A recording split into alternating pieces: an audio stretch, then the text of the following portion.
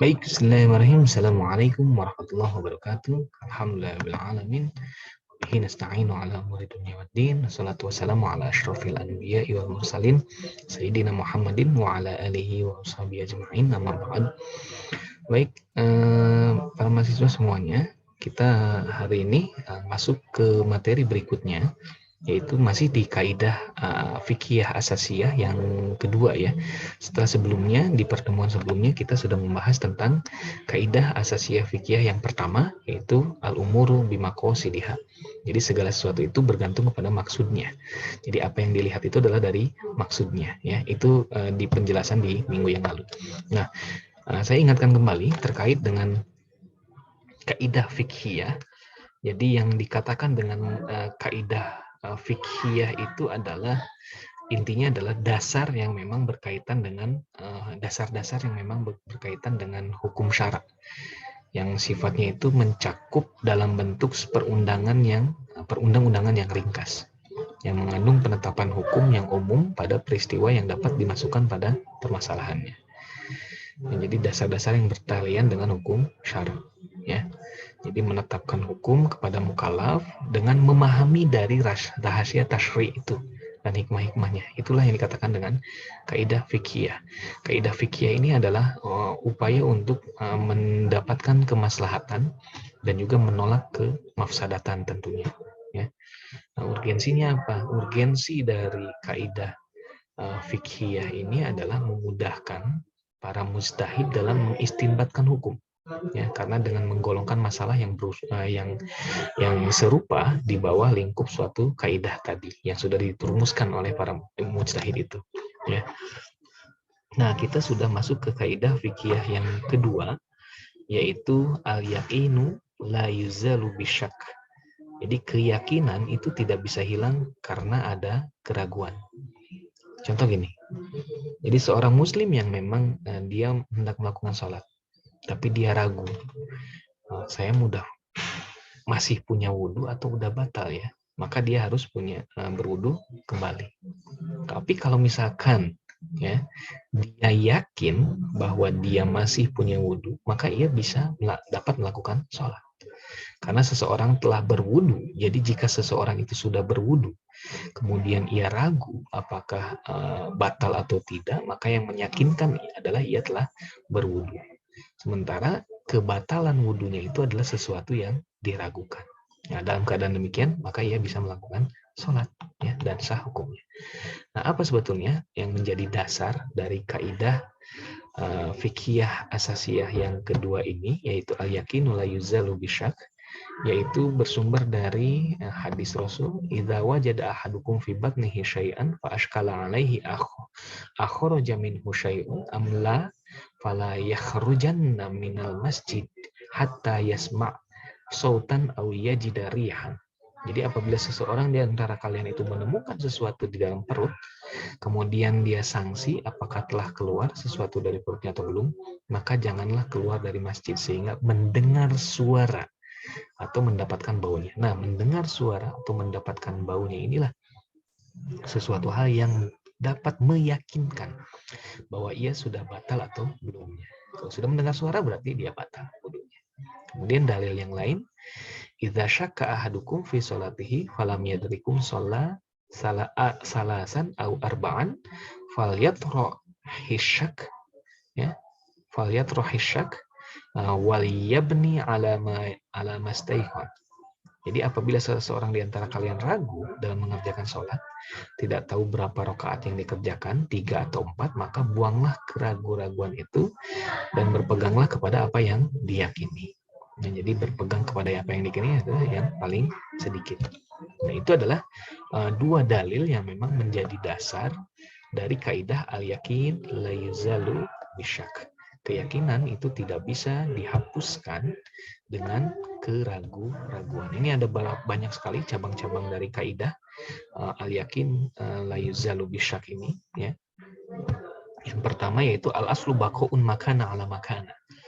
Asal itu tetap sebagaimana semula ya, bagaimanapun keberadaannya.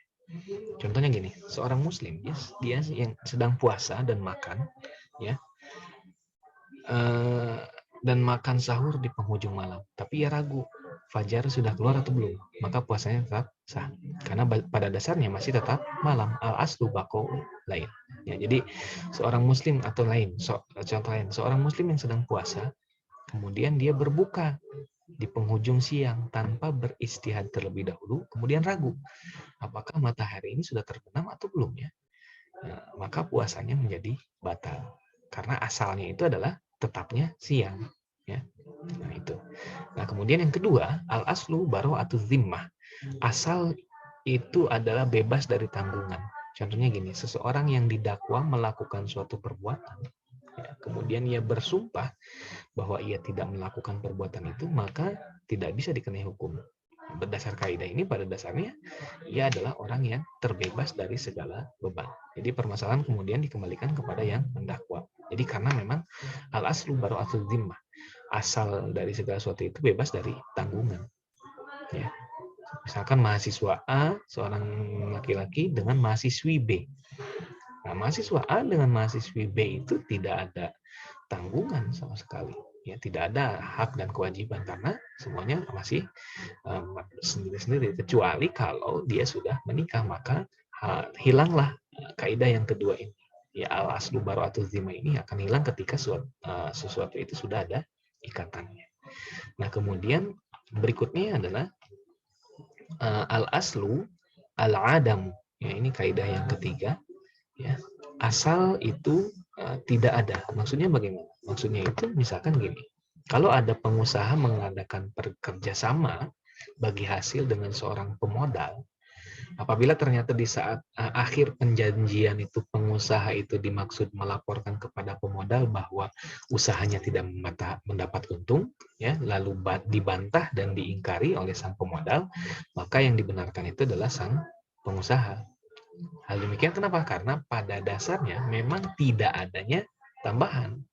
Demikian pula seseorang tidak boleh atau dilarang membeli sesuatu karena pada dasarnya tidak ada larangan dalam muamalah. Ya, al aslu al adam. Yang ketiga adalah, yang keempat adalah al aslu fi kulli hadisin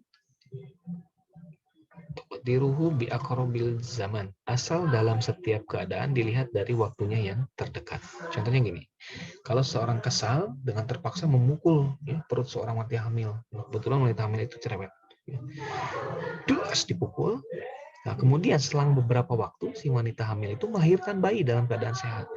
Namun tanpa diduga entah kenapa karena si bajabang bayi yang imut itu kemudian meninggal dunia. Nah, dalam kondisi demikian, orang yang memukul perut wanita hamil itu tidak dapat dikenai tanggungan atas kematian sang bayi. Karena penyebab kematian sang bayi itu disebabkan, dapat difahami disebabkan faktor lain yang memang lebih dekat setelah lahir dengan sehat dibanding dengan pemukulan tadi. Ya. Nah itu, jadi segala sesuatu itu ya, asal dalam setiap keadaan itu dilihat dari waktunya yang terdekat. Kemudian berikutnya adalah al-aslu fil asya al-ibahah hatta yadullu dalil ala tahrim. Asal dari sesuatu itu adalah boleh sehingga ada dalil atas keharamannya. Contohnya gini, maksud dari prinsip ini adalah bahwa hukum asal dari segala sesuatu yang diciptakan oleh Allah itu adalah halal. Tidak ada yang haram kecuali sudah disebutkan secara tegas di dalam dalil yang sahih bahwa itu haram. Jadi jika tidak ada nas yang sahih atau tidak tegas penunjukan keharamannya, maka sesuatu itu tetaplah pada hukum asalnya, itu mubah. Ya. Nah, seperti itu. Tapi dalam hal ini ya, kalangan mazhab Hanafi menyatakan bahwa al-aslu fil asya al-hadhar, ya, hukum asal segala sesuatu itu adalah larangan. Jadi kaidah ini hanya berlaku untuk bidang fikih muamalah saja, tidak berlaku dalam ibadah. Kemudian berikutnya adalah al-yakin yuzalu bil yakin mislihi. Apa yang yakin itu bisa hilang karena adanya bukti yang meyakinkan. Contohnya gini, kalau seseorang berpraduga tidak bersalah kepada seseorang, tetapi kemudian ternyata orang tersebut tertangkap sedang melakukan kejahatan, maka orang tersebut itu dikatakan bersalah dan harus dihukum. Ya, demikian jika terdapat kasus seseorang berhutang kepada orang lain dan lupa sudah bayar atau enggak ya, namun kemudian ada bukti kwitansi, maka orang yang berhutang tadi sudah bebas dari hutangnya. Jadi apa yang yakin bisa hilang karena ada bukti yang meyakinkan. Ya. Nah, kemudian berikutnya adalah berikutnya kaidah yang masih cabang dari yang ini, yaitu yang ketujuh, an masa bata yakin la yurtafa'u illa biyakin. Apa yang ditetapkan atas dasar keyakinan tidak bisa hilang kecuali dengan keyakinan lagi, ya. Nah, contohnya bagaimana? Contohnya misalkan tawaf itu kan ditetapkan dengan dasar dalil yang meyakinkan, yaitu harus 7 putaran. Nah, kemudian dalam keadaan tawaf, ya, seseorang itu ragu, ini putaran ke-5 atau ke-6.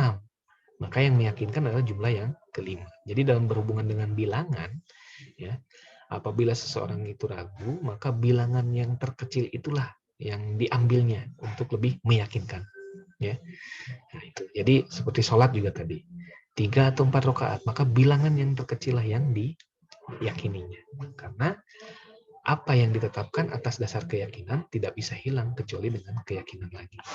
Kemudian kaidah berikutnya yang ke-8, ya, la ibratu bidzon, ya, alladzi yazharu khata'uhu.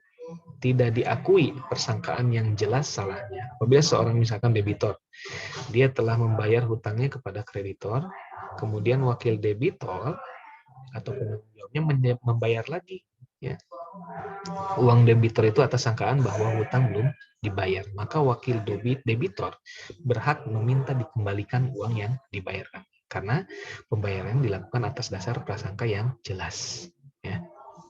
Kemudian yang terakhir, la ibratu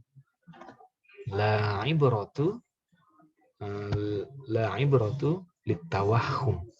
Tidak diakui adanya wahan atau dikira-kira. Jadi bedanya zon dengan wahan itu adalah dalam zon yang salah itu persangkaannya, sedangkan dalam wahan yang salah itu zatnya. Apabila seseorang meninggal dengan meninggalkan sejumlah ahli waris, maka harta warisan itu dibagikan di antara mereka. Tidak bisa diakui ahli waris yang dikira-kira, ya. Nah, itu tidak bisa diakui ahli waris yang dikira-kira. Ini kira-kira ahli waris saya, nah itu nggak bisa. Jadi lain brotalit tawaham. Jadi tidak diakui adanya kira-kira, ya, seperti itu. Oke, demikian di pertemuan berikutnya, ya. Insya Allah nanti di pertemuan yang akan datang kita akan membahas terkait dengan kaidah asasiyah yang ketiga, yaitu al-masyaqqah tajlibut taisir, ya. Kesukaran akan mendatangkan kemudahan, itu nanti akan kita bahas, ya. Terima kasih. Assalamualaikum warahmatullahi wabarakatuh.